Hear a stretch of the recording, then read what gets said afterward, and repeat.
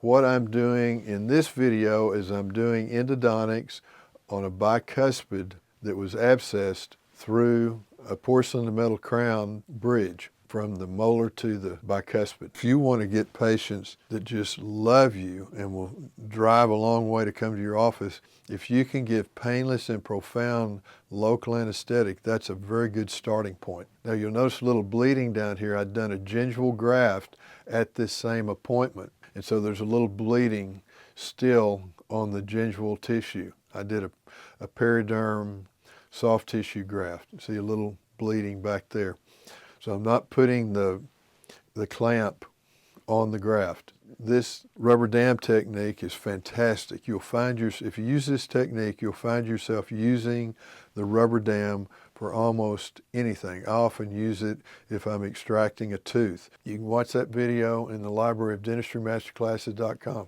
So I'm cutting through a porcelain to metal crown. So I'm going to first use a coarse barrel diamond, then I'm going to chase that with a 330 carbide burr for the metal part. A lot of water, light touch. Don't you hate cutting through zirconium crowns? Oh, I hate cutting through a zirconium crown. That's like cutting through steel. That's why I use lithium disilicate or Emax on normal crowns, because it's just so hard that if you ever had to cut, well, I don't want to do it to another dentist. If something happened to the tooth, they broke it or whatever, they had to cut through that zirconium crown. It's just torture, because you go through 3 or 4 coarse barrel diamonds and just, anyway. The easiest crowns to enter, if you have to do endo through a crown, are porcelain to metal. And so I'm just lightly going through until, and you analyzed it before you go in, and you have a pretty good idea of when you're going to enter the pulp chamber, and you'll feel it just give just a little bit. I'm opening that up a bit, so then I'm going to measure from the coronal part of the crown to the apex, and that's about 15 millimeters. And a periapical radiograph is pretty accurate 1-to-1. So you're going to get a pretty good idea of the length of that tooth. So I use the Real World Endo system. It's fabulous. These scalp drills, rotary files, are worth their weight in gold. If it's an older patient with some sclerotic canals, finding those canals with these scalp files is just so much easier, because sometimes it's just hard to find it with a 10 Hedstrom file or K file. And I use these Hedstrom files, but even that is just hard to drop into that canal. And then I normally use the medium, which is drills, which is 25, 30, 35, and 40. Most canals are that. I can use that, or you can use this EJ02, which is a single file. You notice how it looks like a roller coaster, but you can do pretty much the whole endodontic procedure with this file. And what I do if I'm using this file, I first usually use the scalp file, then I get my length with the apex locator with the Hedstrom file in the canal. Then I come back with a 35 file, rotary file, and go into the canal very lightly just to open it up so you can get your irrigation solution in there, and then just move down the list. Or I may just go, if I'm using this file, I'll just go with the 35 file and then use this one, which does the whole thing all in one. Okay, so that's 35. Okay, so that's the scalp file. So usually I use the scalp file first, then the 35 to open it up after I get the length. Now I'm going to get the length of the file. I know I'm not to depth before I put the Hedstrom file in to get the length with the apex locator.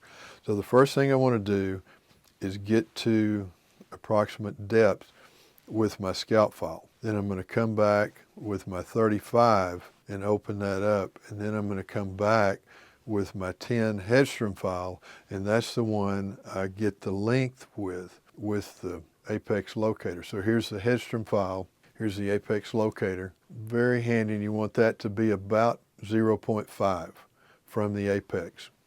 So that's right on the money. So that was 15. I'm going to irrigate. Now I irrigate with 3 parts water mixed with 1 part sodium hypochlorite. Dilute sodium hypochlorite all these years, and don't press it in.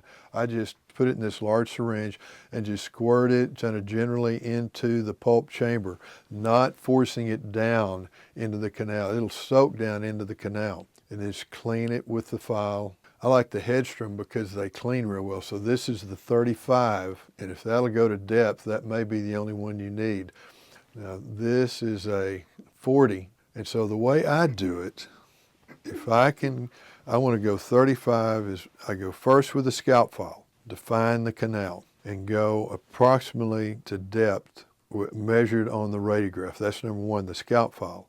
The second file is the 35 file, rotary file. And that one, I know what the depth is, so that one goes as far as it'll go, and I'll go down and up about 3 times. I'm not going to force it, because that's how you separate an instrument. So I'm going to use the 35. Then I'm going to go with the K-type file and get my exact depth with the apex locator. And I'm going to file that with the Hedstrom because it cleans really well. Then I personally am going to go with the number 20, the red one, and that should go to depth if the K file has gone to depth, and I filed it a little bit. Then I'm going to irrigate that.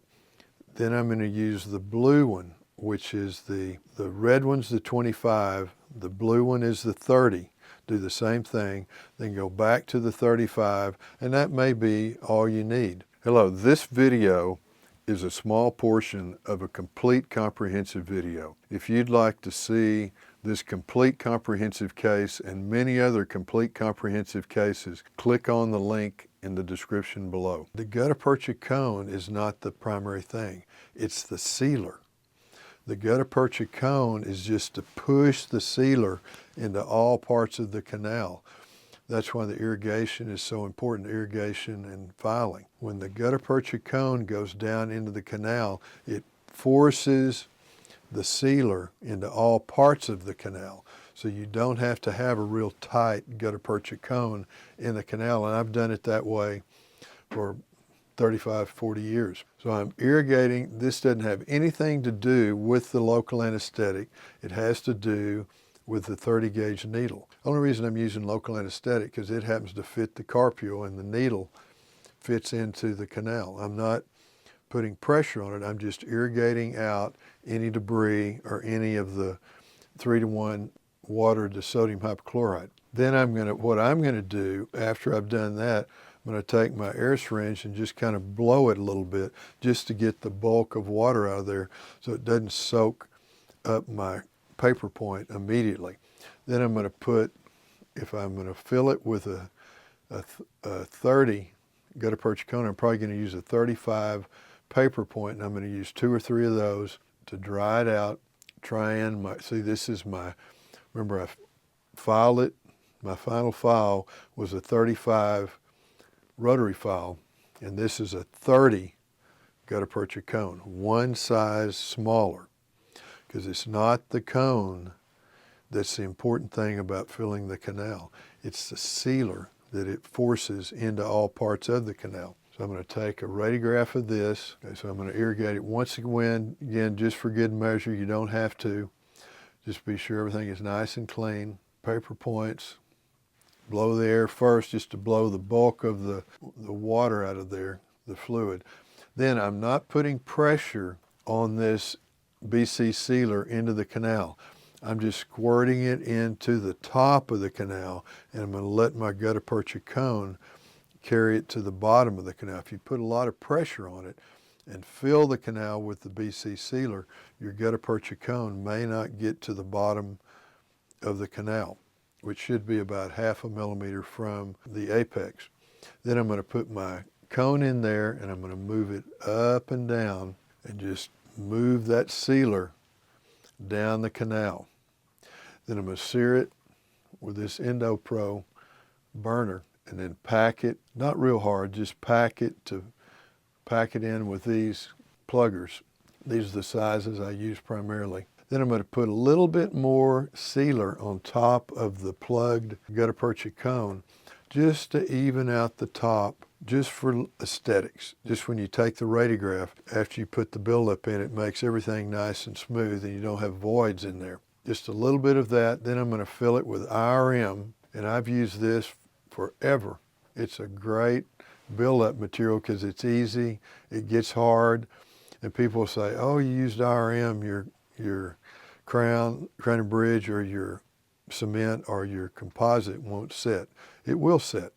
It does set. I've never had it affect it, but you don't put the composite buildup on top of it until the IRM has set. You don't put it in when it's still kind of mushy, because some of the liquid may not be hardened with the powder. So I'm going to wipe that, and I'm going to, then after it's set, I'm going to open it up just a little bit because I'm going to put composite on top of it. This is 4% buffered hydrofluoric acid to etch the porcelain. I'm going to rinse that off. Then I'm going to use the Scotch Bond Universal primer adhesive and blow that off onto a 2x2. I'm going to cure the primer adhesive for about 4 seconds. Then I'm going to squirt in the flowable filled resin. I like to cure that for about 40 seconds. Then I'm going to polish it with this Brasileir fine football diamond and then check the occlusion. And once it's right, I'm going to polish that with a Shofu rubber wheel. You can see the graph back here is what the bleeding is. So here it is, and there's the endo. That's the Dental Minute. These techniques work, and they work every time. Are you feeling stuck? You know you have more to offer and you can elevate higher in your dentistry practice, but you just don't know how to do it? Well, great news. DentistryMasterClasses.com is here for you. At DentistryMasterClasses.com, Dr. Cutbirth is offering his greatest work and his best cases. Here's everything included when you subscribe to DentistryMasterClasses.com. You will get incredible comprehensive cases not seen in Dental Minute videos, an organized library of all the Dental Minute videos, and the Dentistry Master Classes, comprehensive cases for study and reference. You will get before and after pictures of Dr. Cutbirth's fantastic restored cases. And guess what? All of this is $40 a month. That's right, $40 a month. This is an opportunity you cannot miss. Go to DentistryMasterClasses.com and subscribe today.